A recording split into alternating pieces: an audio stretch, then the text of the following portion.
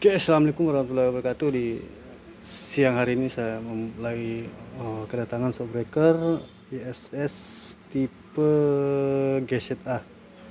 Ini kendalanya bocor ya. Shockbreaker ini bocor dan di sini saya sudah melakukan pembongkaran dan pembersihan.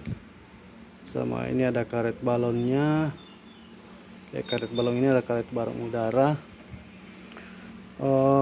Di sini saya sedikit melakukan perubahan untuk memperpanjang masa usia karet seal shockbreaker.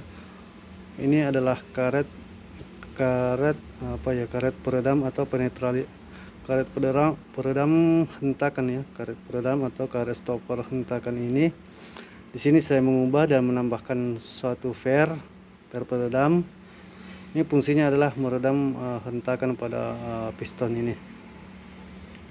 Dan nantinya akan kita bisa kurangi angin pada tabung ini. Fungsinya adalah untuk memperpanjang atau tidak cepat meletus pada karet seal ini akibat tekanan udara ini terlalu tinggi.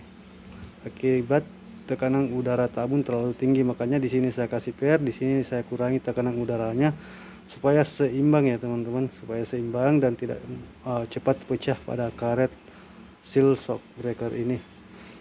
Saya tidak perlu panjang lebar untuk menjelaskan video tentang ISS ini karena yang punya shockbreaker juga